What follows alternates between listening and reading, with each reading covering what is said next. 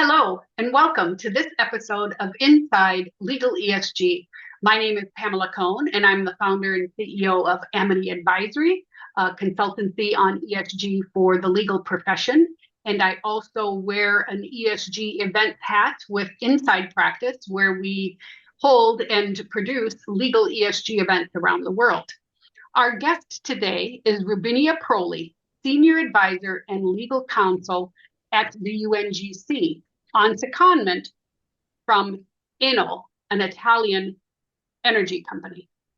She also will be speaking at our upcoming Legal ESG Latin America event, which will be on March 26th. Welcome, Rubinia. We're so happy to have you with us today. Thank you so much, Pamela, and hello, everyone. So let's start with your career. How did you get to your position, and how did you end up with a secondment at the UNGC? So the transition from the private sector to the UN Global Compact was a turning point of my career, which was not a real transition because I keep being in both sides. I work at the UN Global Compact, but as a secondee of my company, Enel, which is an Italian energy company. So at Enel, I used to work in the sustainability stakeholders engagement function. So I used to focus on how companies interact with key stakeholders. So global organizations, regulators, investors, civil society. And from that point, I understood that for a company, sustainability is not just reducing emission. Right. It's about ensuring this long-term business resilience in this world where policy, regulation, and societal expectations shifting so rapidly. So that's why my company we are participant of the UN Global Compact for more than 20 years, 21 years, and we have someone seconded there for 10 years now. Wow. I just moved here 2 years ago, but I think that one company like mine, it's a leading companies in the sustainability landscape, they want to invest in this global multi-stakeholder initiative like UN Global Compact because they can see how it's important to have someone embedded in the space and how it's important to engage directly also with the UN system, not only with the sustainability networks, but also with the UN system. So 2 years ago, I was selected as the annual secondee at the UN Global Compact. And is that something you applied for? Like, were you wanting to do it, or did they just pick you to do it? No. I applied. There was a selection of different people. And you know what happened? They selected me also because I'm a lawyer. So I have to disclose this. I work in sustainability, but I'm a lawyer. And in that moment, the company was focusing on this initiative that I will tell you more after. But they will need someone that knows about sustainability and law. And that's why I keep saying this is a turning point. Because, I started my career doing many other things. As a lawyer, I assisted a judge. I was for 18 months as a judge assistant. So I delved into the law and the legal work, but then I moved in the private sector for many reasons. And so that's why the former COE picked me up in that moment. And so I moved to New York 2 years ago, and I really focused on the intersection of governance, sustainability, and legal function. So when I wrote my team, they asked me to really work on this legal function link with the sustainability. And this gave me a very, broad perspective on how business, law, and policies intersect. But that was really new to me, very new to me. It was very interesting. So you mentioned earlier the legal counsel. So tell me, what is the legal counsel and why was it created? So let me start with the why. In September 2023, the UN Secretary General, which is the chair of the UN Global Compact Board, tasked the UN Global Compact with identifying global regulatory barriers and advocating for policy solutions. So we start with this request from this assignment of the Secretary General, and we had many ideas and we deliver other projects. But then we understood with Michelle Breslauer, I'm working with Michelle, she's the head of leadership and policy advocacy. We thought that it was important to create also a space and a safe space for C-suite, because we keep, talking about how it's important to engage not only CEOs, but also C-suite, and how it's important to make C-suite speak to each other and, work in a cross-functional way. And the legal council was created for this effort. So we decided to bring together C-suite, chief legal officer, general counsels, the law firms, and also public affairs officer. Two main things: support CEOs with giving them legal insights, so helping them in navigating sustainability regulations, but also barriers and risk. And on the other side, advocate for policy changes that enable business to drive a sustainable impact. So on the what is this? It's a platform. It's an action group of businesses, and it's composed by 3 pillars. One pillar is, 2 pillars are 2 work streams of work, and 1 pillar is our flagship event. We don't have a name right now because we are deciding the name with our group, because in the past the name was very negative, and in this environment we decided to shift with a more positive name, and we will host this C-suite event in September during the UNGA week. We'll be busy, but also super interesting to bring this group together. But the 2 main pillars are the work streams. The first stream is called Guiding CEO Agenda, and this is mainly for legal functions. So this is for the legal teams and chief legal officer and general counsels. And the second pillar is called Supporting Enabling Environments. And this is for the public affairs officer. The idea that I really like at the end is to bring together the 2 faces of the same coin. So on one side, who works, applies, manage regulations, and on the other side, who can speak and advocate with regulators. So this was the kind of why and what of this legal council. And so the legal council, you called it a platform. Does it consist of a group of people working on these things? And yes. Are they all UNGC members? Yes, it's a group of our participants. I would say the most engaged companies that used to work with us in the past, because in the past we used to have this transformational governance think lab. It was a work that we led in 2 years.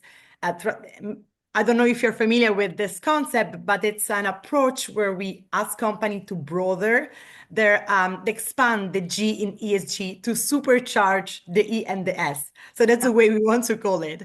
And so it's like a framework for business to address, stakeholders' expectations, which are rapidly evolving, adopting this broader approach to the G. So the idea is to go beyond compliance, and the mantra that we have is that we ask company to do what is right and not what is legal. Right. So this is the idea. And so coming back on the legal council and the composition, we have a small group of UN Global Compact participating companies. This is close to, of course, our participating companies. And we asked them also to commit to our main campaign, which is the 4 Faster campaign. The 4 Faster is an initiative that we launched in 2023, and is a global platform for ambitious, credible corporate action on sustainable development that focus on systemic areas where the private sector is better positioned to advance on the SDGs. So we have 5 areas, and for each area we have 2 targets. So we ask company to commit to these targets, but we also ask them to be accountable. So we ask them to report. At the UN Global Compact, we have a system to report on companies' commitments, both, of course, on the 10 principles, which are our constitution, but in this case, to report also on the 4 Faster target that they decide to take. And one main pillar of this 4 Faster is also policy advocacy, because you want to ensure that business operates within this enabling regulatory environment that can support our commitments. So that's why we try to keep the 4 Faster as a condition to be part of our work. Excellent. So the role of legal professionals, how would you describe, and we're going to talk about this at Legal ESG Latin America next week, the role of legal professionals in corporate leadership today? Give me your thoughts on that. Yeah. So, as I was telling before, I arrived 2 years ago and they asked me to work on this conjunction. And also, I had to change my mind because I used to think about lawyers and the legal function and someone that applies and the laws and work in the managing risk and compliance. That was my previous and let's call it old idea. But this role is very evolving in a very rapid way. And I see also throughout the Think Lab and the groups that we have, an expanded role that are positioning now the legal function as a key driver of corporate sustainability, because they have to integrate legal frameworks, but with a broader business transformation. And we can see how the complex global regulatory landscape is evolving. Let's see what's happening in the EU, CSRD, CSR now the omnibus, and what's happening in China, what's happening in Japan. So everything requires financial institutions and companies to reorganize strategy, governance, organizational structure, risk management. And also, there's the other side. So what's happening? This evolving framework also is presenting competitive challenges for companies. When I speak with my company at home, they say, yeah, but we have to keep in mind that we have a company. We have to be competitive on the market. Yes, indeed.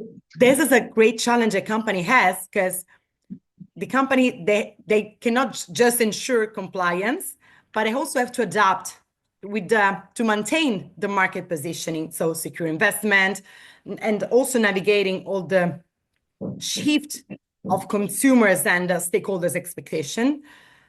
And on top of that, also this regulation extend beyond the national border.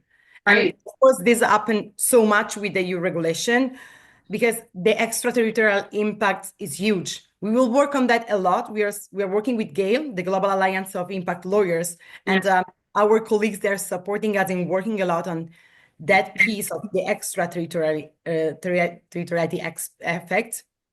Because of course, this is forcing multinational companies to reevaluate the operation, and they have to make sure on one side to align to the local laws, and on the other side to align with international standards. Yeah. So this is mainly what we are trying to do with the legal counsel, coming back on the work we are doing. We really want to equip business leaders with this legal insights that they need to drive sustainability. So we will work and understanding, okay, this is the challenges, the competitiveness on one side, extraterritoriality effect. And we are asking our members, our participants, what we can do more and how you as lawyers, you can support your CEOs and business leaders in taking decisions that make sense right now and also align with the markets, with the regulations, and how they can also better integrate sustainability into the decision-making process. So I'm anticipating, but in September, we will develop this document called Legal Insight for Business Leaders, because we really want to, help business leaders, CEOs to anticipate these regulatory changes and challenges. So on both sides. Yeah, I couldn't agree more that the legal department in any company has a huge role to play in the company's entire ESG platform and framework.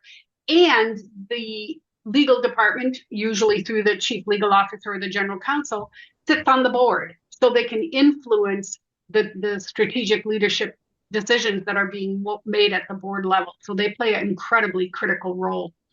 Totally. So let's move on to policy advocacy and why you think that's critical for sustainability, particularly important today where policies, like you mentioned, are changing rapidly all over the world. Yeah, so I want to say the private sector cannot drive sustainability alone, of course. And governments, they cannot drive sustainability alone. So we need the private sector needs a supportive regulatory environment. And on the other side, I feel that engaging in policy advocacy is a business necessity. So we need companies, business leader, they need, so it's not an option. And of course, we saw our business leader have a powerful role to play, both, as you were just saying, internally in the company, in driving sustainability in their organization, boards, strategies, but also externally as a individual, but also through the collective actions and like bringing together more than one business for really advocate for positive change. So we at the UN Global Compact, of course, we feel that we need to harness this unique influence, resource, and innovation that top leaders have. And in this case, UNGC aims to raise business ambition, catalyze advocacy, and at the end, we really want the systemic change, so unlock a transformative change. This is really aligned with what I was telling before about the for faster. The reason we try to ask for this, for companies to be ambitious, that we know the huge potential that business have. So we need them not only to take these targets and report on these targets, but we need them to work on this policy advocacy piece. So, and if you will see on the website, the Forward Faster campaign, you will notice that one of the main pillar is policy advocacy, because we really need this effort from business. And this is also aligned with the second stream of the legal council, because also my company is chairing this stream on the policy advocacy, because we know how it's important to align our expectations, our need, and the discussion and the continued dialogue with governments and regulators. And so we are doing this work aiming at one side, shaping policy recommendation this year for key political moments. We have a busy agenda this year. Is a crazy year for the sustainability world, and it's interesting because we have the COP30 in Brazil. We have the UNGA, of course, in September. We have the World Social Summit is the second. We have the Financing for Development in June happening in Sevilla. So many things are happening, and we want to position, with this key policy recommendations from the business. And on the other side, we are trying to develop we call it a policy advocacy playbook, because we want to support business leaders, influence policies. And we want to create like a guide on which can somehow help business navigating this, the policy advocacy efforts. This year for two Ps, which are climate and living wage, which are pillar of the Forward Faster campaign. But the idea, of course, is to expand beyond in the next years. You have a very full agenda. Yes, I do. So what do you think will shape corporate sustainability in 2025 and beyond? So I want to mention an event that we hosted 2 days ago. We hosted this event for the Commission on Status of Women here in New York. And I was moderating this roundtable, which was mainly on the policy enablers. Of course, my topic are always the same. But I was working, I was speaking with different stakeholders. There were NGOs, there were business foundations, so different stakeholders. And these days, I thought about the main takeaways of this discussion, and I think they can be the main, what can shape the corporate sustainability in 2025 is really aligned with this key takeaways that I want to share. The first one, of course, that I loved is legislation is a game changer. And I heard that we need to come back to the root. Because when we discuss, we're thinking about something so can be easy, but also that we need to come back. Because we spoke about how it's important transparency, public reporting, accountability. So they keep talking about something that, of course, is already embedded in our minds as lawyers and sustainability professionals, but we have to keep this basic 101 things in mind. So transparency, public reporting, accountability, because they not only accelerate progress, but they can somehow create this healthy competition, pushing organization and company to take, meaningful action and do more. So this was one takeaway that I keep thinking these days. The second one, which is make the case also for the work we are doing all together, I feel, Legal ESG, UN Global Compact, GALE, and all the organizations that really care about sustainability. We need clear, structured data. I hear like data. So I was like, okay, we can do it. We are working in the UN system, and I feel this is what we can provide if they need this data to shape corporate and policy decision. And the last one is my favorite in this moment, because what do we really need for 2025 and beyond? So we need collective action. I quote one person that she said, speaking out collectively feels less risky.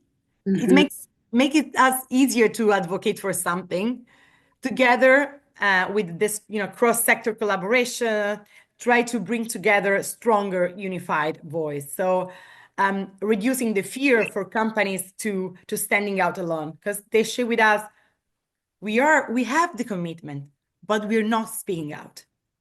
So right now, as a multi-stakeholder initiative, we can somehow bring together this collective voice, feel them less risky, feeling that the situation can be less risky, but keeping speaking out and keeping the bar high, the highest as possible. Yep. And it sounds like that is one of the outcomes of both the Legal Counsel and the Forward Faster initiatives, right? Is bringing people together to speak and to collectively have their voices be heard.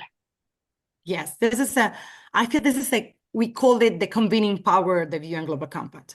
Yep. We have more than 20,000 companies, so we have the possibility to do so. And somehow, if we keep hearing this from company, we can keep somehow to bring this unified voice without lowering this bar. And we keep, working on the Forward Faster and this kind of initiative like Forward Faster, Legal Counsel, and beyond.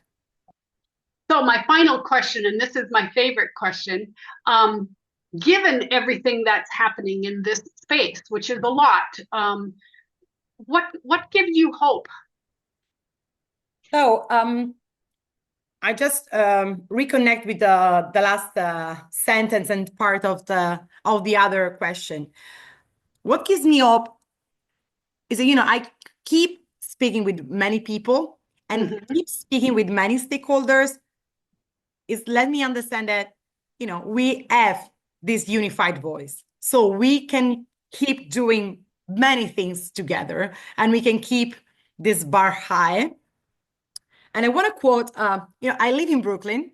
And since I live in Brooklyn, I want to quote Spike Lee, because I have this feeling that gives me hope that, we all want to do the right thing. Ah, excellent. I love that movie, by the way. Right, of course, we all do. And this morning I was thinking, what gives me hope? That all the people I speak, they can be friends, colleagues, anything, stakeholders, everyone, we all want to do the right thing. I'm a positive person as an attitude, but I feel, and all the work that we've done with the transformational governance was this work. We want to do what is right, not what is legal. And companies want, people want. So yeah, this gave me some hope for our future. Right, because, and you and I have talked about this before, compliance is just making sure you're legal. Doing what's right often is more than that, not just the bare minimum of compliance, right? Correct. Yes. Excellent. So we're on this journey together, and that gives me hope too, Rubinia. You're doing great work, and the United Nations Global Compact is doing great work. So thank you so much for joining me today, and I look forward to hearing more from you at the Legal ESG Latin America Conference in a few weeks. Thank you. Of course. Okay. Thank you so much.